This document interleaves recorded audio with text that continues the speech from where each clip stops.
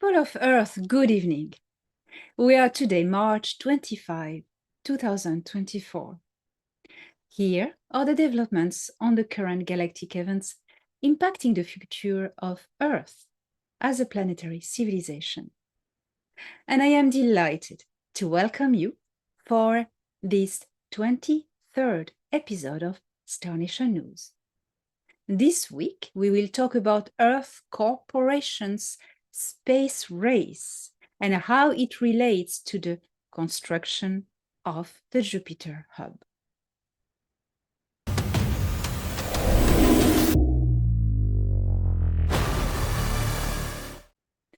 On March 16, 2024, I received a communication from High Commander Thorhan Eredion, Galactic Federation of Worlds. His message was, there is a corporate space run from the bad guys to compete with the prospect of the Jupiter hub becoming the place to invest in. Unfortunately for these corporates, all decisions from the hub, the Earth Alliance is in charge of these decisions, are taken wisely. It is way more complex than that, and I will give you more information soon. So I informed straight away Dr. Michael Sala after receiving this message from Thorhan by private message on WhatsApp. On March 18, 2024, Dr. Michael Sala brought to attention that an article was published about the Aerospace Corporation that was leading an initiative of 30 companies promoting a more diverse and inclusive space industry workforce.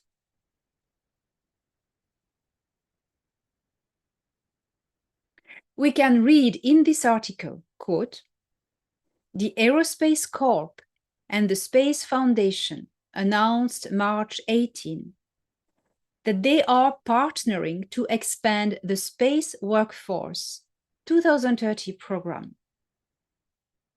Aerospace started the Space Workforce 2030 initiative in 2022, forming a coalition of about 30 member companies with the goal of promoting a more diverse and inclusive workforce within the space industry, and to help inspire and prepare the next generation of scientists and engineers."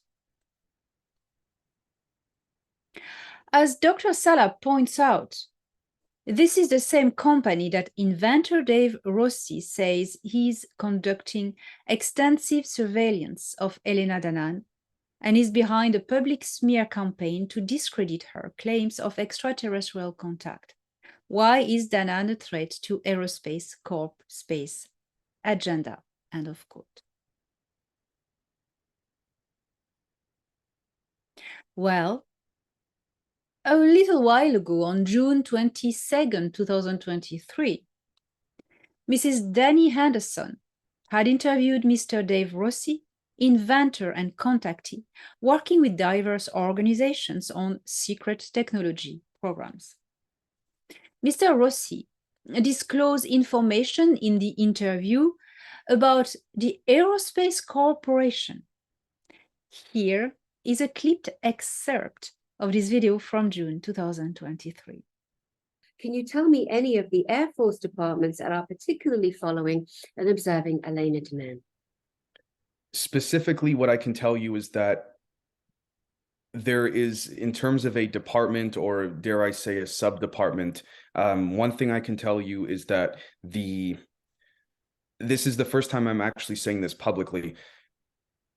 There would be elements out of what we know as the Aerospace Corporation that would be specifically surveilling certain individuals. And I don't want to, unfortunately, forgive me, at least publicly on the record, I don't want to get into specific detail as to the intricacies of how such operates. But what I can tell you is that there are certainly people that consider it a job to surveil Ms. Danaan, amongst others, for many hours a day, and weaponize and utilize stigma in an attempt to discredit her and others as well. Right, I get it. I understand. And when you say aerospace, that covers so many global entities. Myself, I was in the space industry for some years. Oh, forgive me. Sorry, I don't mean to interrupt you, Danny. The name of the company is Aerospace Corporation, founded in 1960. Oh, perfect. Thank you so much. And possibly under that umbrella or holding company comes companies like Metro Marconi Space, who I worked for years, Astrium, Marconi, Oscillations, British Aerospace. Globally, there are so many different factions, Lockheed Martin, Northrop Grumman. We can go, sorry, Lockheed Martin, Northrop Grumman, BAE. Yeah. There's quite a bit. We can go even, let me think as well. Honeywell would be another one. These corporations in particular would be the ones that largely have biological and physical materials. Right. And also, I suppose in their position, if you're watching a woman on this planet who is standing on stage at the Galactic Spiritual Informers Connection, the conference that we all attended last October that is happening again this October, Elena Danaan stood on stage and gave a download by download by download, the physics, the chemistry, the propulsion, the thermal, the composite materials of a lot of these craft and how they actually work. And we're very grateful to her for having the courage to come forward, because why wouldn't we have the courage? Every single being on our planet deserves to know the reality of their planet on and off planet. Nobody is allowed to keep information. You're not allowed. It's very simple. Naughty, naughty. Now, I completely agree with that. Yes. Thorhan Eredion came back to me on March 20, 2024, with more information on the matter as expected. Here is what he reported. The construction of the hub near Jupiter has attracted much attention from all sorts of Terran organizations and corporations that were not originally invited by the Earth Alliance to join the founding group for the Terran commercial establishment at the hub. Many of them have been urged to participate in settling a new commercial arrangements for space trade in the star system and, more importantly, for interstellar trade opportunities with visiting cultures.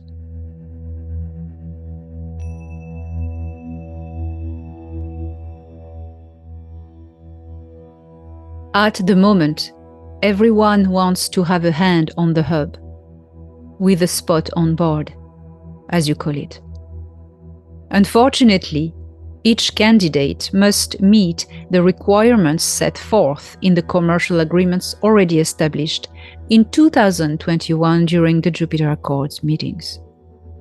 Leading companies have been selected, and none of them are part of the Aerospace Corporation.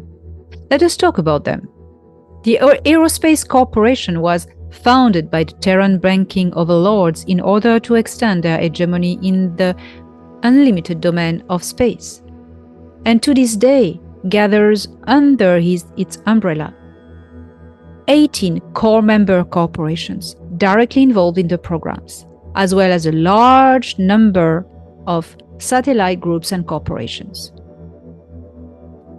They are all private corporations, industries, and militarized corporations. The head is a CIA NSA affiliated branch. They want to be part of the fun, but the Earth Alliance will have to make the final decision, as it is bound by the Jupiter Treaties on interstellar trade for the sole organization, corporate and military. Under new leadership, the Aerospace Corporation decided to restructure its space development policy as soon as the existence of the hub became known to them.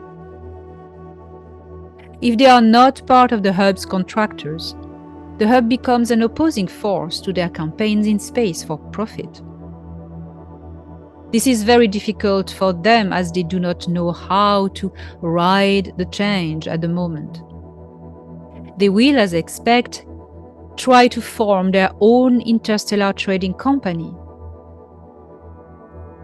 They will trade with the Terran corporations that are members of the hub trade agreements, as well as directly with other interstellar cultures. They will become a concurrent to the hub if they succeed, But the problem is, for them, that anything they do will not profit humanity of Terra. It will profit only their own corporation alliance.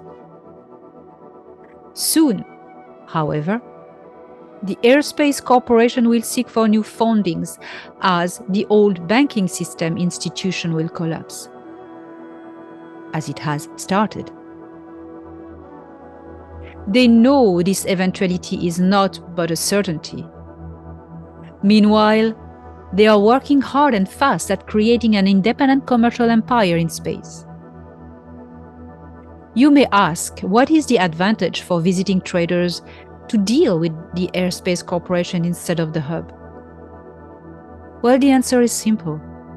The hub operates under the Jupiter agreements, which respects the neutral zones, where, I may remind you, no conflict can occur under threat of Earth Alliance sanctions. No conflict and no illegal trade either. The security zone are perimeters around each planet and moon of this star system. This is how the Galactic Federation of Worlds works to keep a star system in a balance of peace and diplomacy. Without the protection of the hub, traders are at their own risk and are not allowed to enter neutral zones.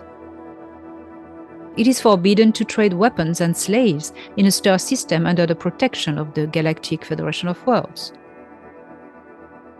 In addition, all transactions made on the hub are taxed by the Earth Alliance in order to give a return to the Terran civilian economy and to support the growth and prosperity of Terra and its inhabitants. The profits made by traders with rogue Terran corporations are not taxed for the benefit of the Terran people, but all profits are used to feed private corporations without going into the Terran global economy. It's a matter of ethics. We cannot avoid rogue trading.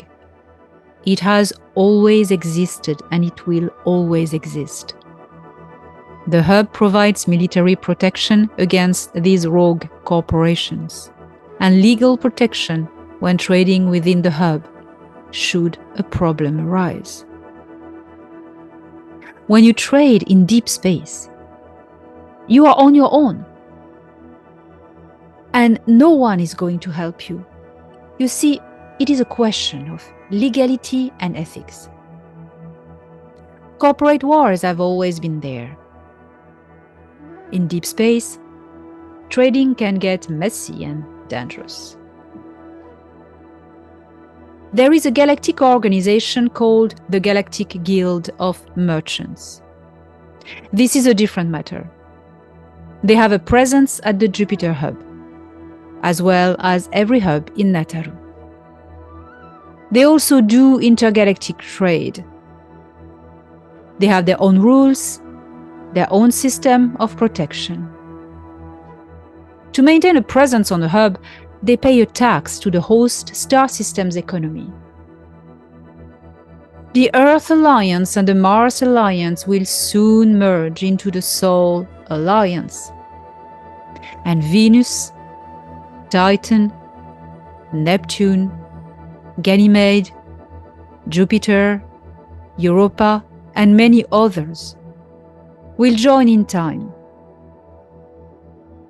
I am giving you the names here as they are known to Terra. Then you can identify which worlds I am talking about. The Aerospace Corporation wants to get their hands on certain worlds of Sol, such as Europa, in order to profit from the natural resources of those worlds. Unfortunately for them, the Earth Alliance will put up strong resistance, as neutral zones must be respected. It should also be noted that there are very few planets, including moons, in this star system that are uninhabited, whether by local life or ancient interstellar colonies, as well as more recent ones. Do not think that space is quiet and peaceful. Outside of the neutral zones, we try to establish to protect cultures from war and corruption. Space is wild.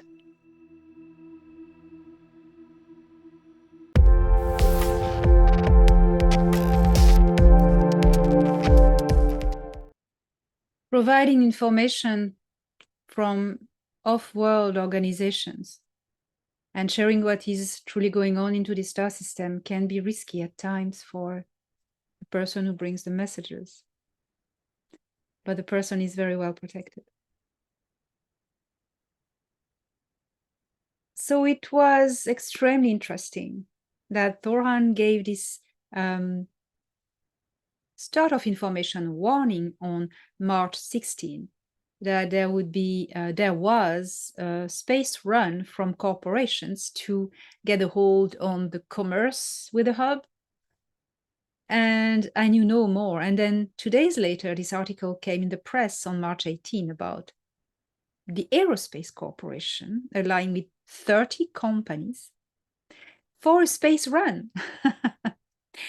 Well, that's very interesting because in the explanation and development that Thorhan gave on March 20th, we have all the pieces of the puzzle. So to simplify everything, in July 2021, July 14 to 17, there was these Jupiter agreements. The Earth Alliance, the Galactic Federation, the Intergalactic Confederation being there as consultant,